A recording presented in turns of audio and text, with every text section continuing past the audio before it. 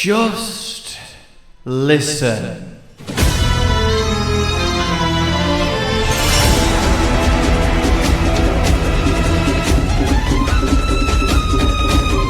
Behold his beauty, behold his power, and behold his fury.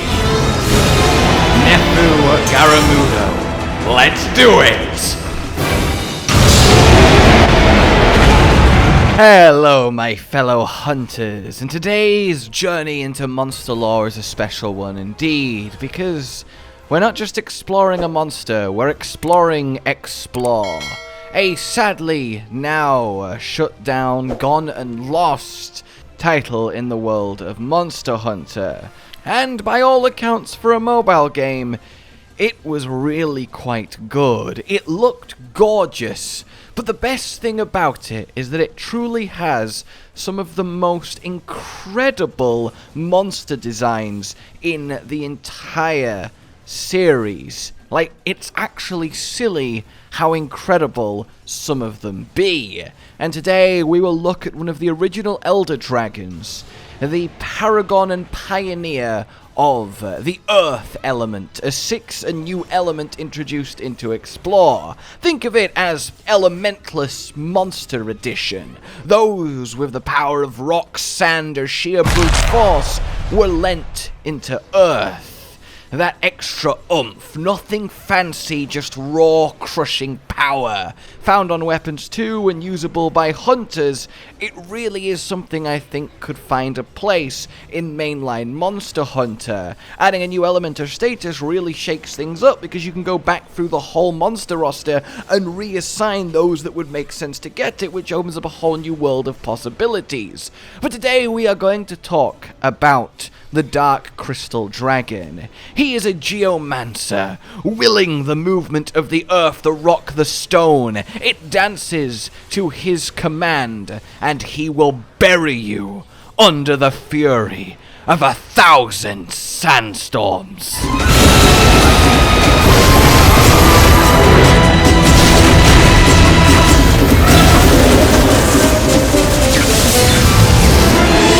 The Boulder's gonna win this in a landslide!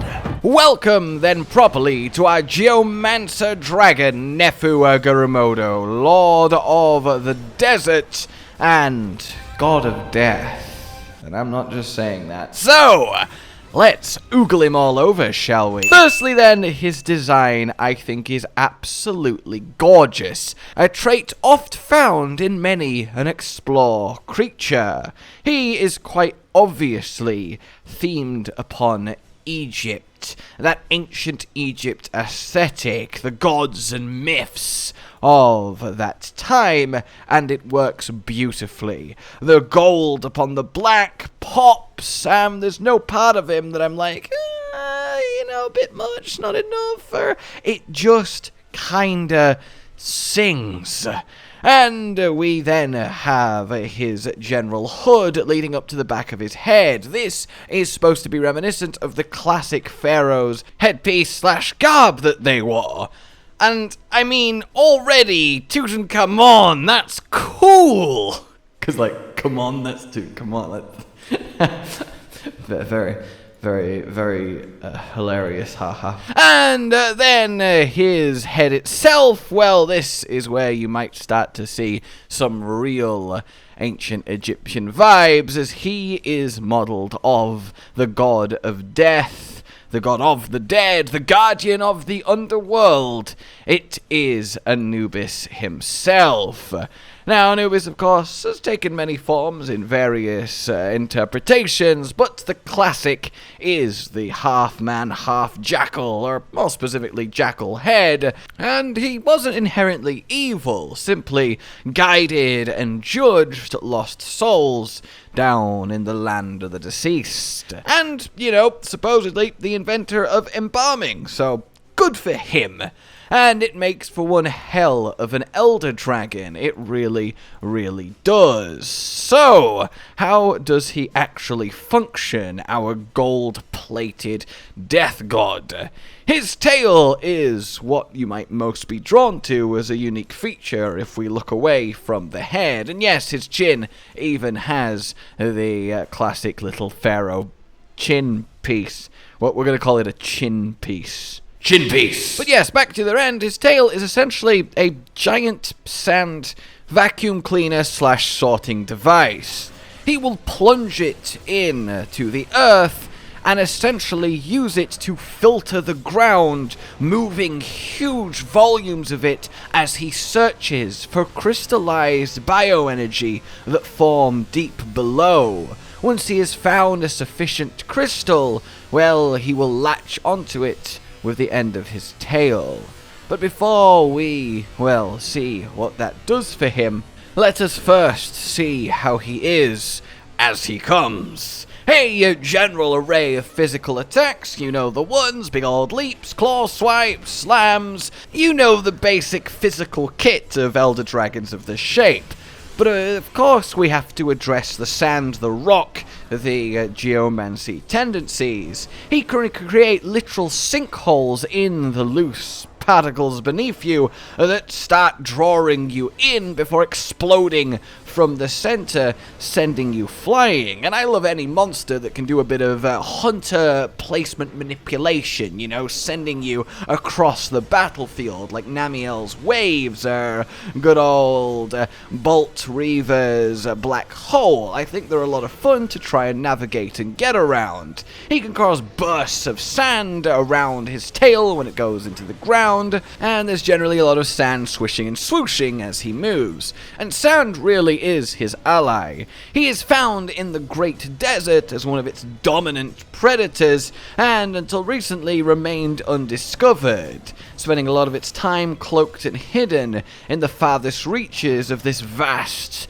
unexplored wasteland. He's also been known to live out on a remote, secluded island in the ocean that has a great resemblance to the Great Desert. The Great Desert, for further references, you know, where you have the showdown with Jen Moran. So he really is quite the Lord of the Desert, and that makes sense given his Egyptian roots. Now, he does like the desert, you could argue, a little bit too much. One of his favorite habits is, you know, indulging in a little bit of beatboxing. One of his favorite dragons is one of his favorite dragons. Oh, I can't speak! One of his favourite hobbies that he can't help but indulge in is desertification. This is the process where previously lush, verdant, life-filled land becomes, well, barren wasteland desert. This can happen naturally, it can happen thanks to human, let's say, action, removing vast forests, and generally leaving the place worse than we found it. But in Mr. Nefu Garumudo's case, he's essentially expanding his territory, moving vast quantities of sand forward, destroying vegetation, and pushing the borders of the desert outwards endlessly. Not great on the other ecosystems that are being claimed in the wake of his conquest. And thus the guild needing him, well, encouraged with lots of, you know, stabbing to stop. Despite actually being one of the few Elder Dragons that peacefully coexisted with the ancient civilization, wasn't a prominent figure in the Great Dragon War, and generally didn't really have any issues with the humans on the time. He was quite happy to, well, sit around the place and coexist, which I can only feel again is quite the nod to his Egyptian origins, given the Anubis connotations and the fact he looks like the classic jackal figurines. He was fairly loved and revered by ancient Egyptians. Or you could say an ancient civilization really liked Anubis. So the Anubis dragon got on well with the ancient civilization. I just think that's a neat little touch, right? And shows a little bit of depth and thought to the design past the surface of, you know, Anubis dragon controlling the desert be pretty cool. Even though, yeah, that is pretty cool. Anyway, let's get back to his digging for crystals, because He's found one.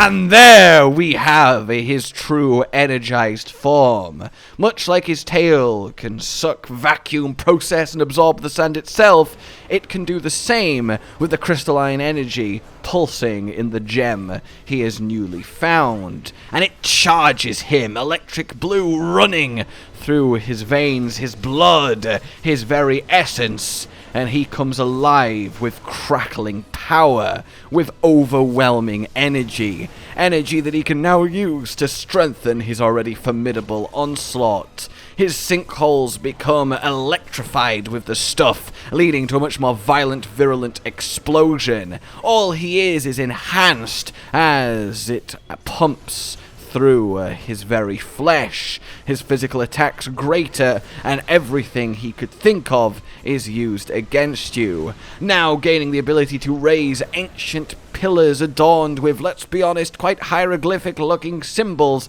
out the ground, before impacting them, sending charged shards of rubble flying in all direction like a DIY, well, shrapnel bomb. He can now do a circle of energy from his tailspin that involves a huge explosion just moments afterwards, and generally blasting out bursts of pure, unfiltered power.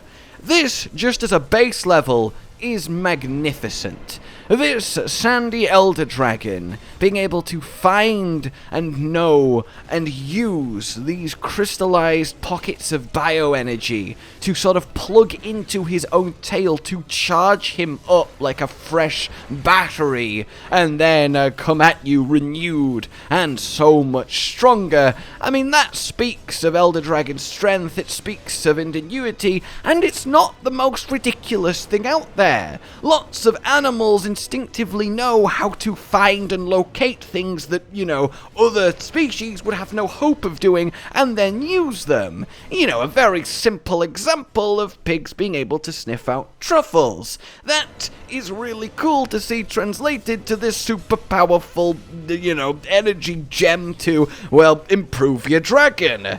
But there is so much more in this really neat mechanic, because you can then attack the tail that's holding the gem, which if you do enough damage will cause him to drop the gem, which you can then pick up, and now you're the one glowing with the blue energy all powered up. Is that not just awesome?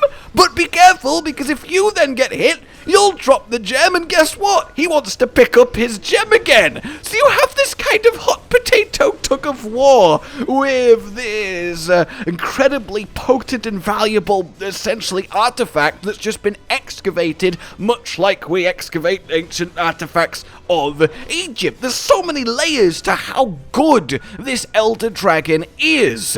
And if it wasn't constrained and restrained by being in a mobile game format, imagine how much more he could do. Imagine how much more intense his attacks could get. Imagine how much he could be expanded upon if he's already this incredible in this format.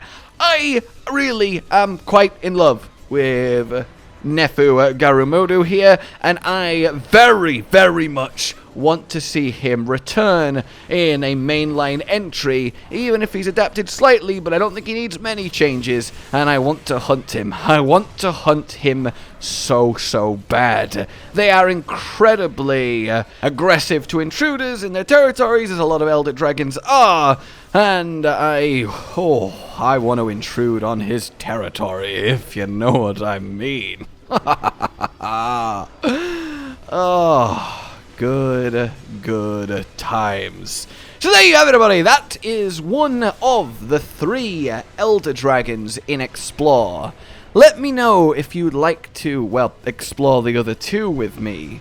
And to give you a little teaser, a little hint to whet your appetite, if you've got Nefu Garumudo, Anubis of the desert, well, how can he exist without an Osiris, god of the sun and lord of all the gods, alongside him? Alrighty, like you've enjoyed this, subscribe for more, please consider supporting the future of the channel and Patreon down below, and until we meet again, Well, oh god, imagine him in Sunbreak. Oh, I'm getting ahead of myself. Until we meet again, goodbye. Josh, Cotton, and Hollow with the videos, dropping the humor like a hammer on your tippy toes, bringing entertainment on a daily arrangement to take our insanity and turn it into entertainment. Yes, I said entertainment twice, to reiterate that it is nice to look into your faces on a mostly daily basis when you let us in your homes to make the whole world a stage. Goodbye.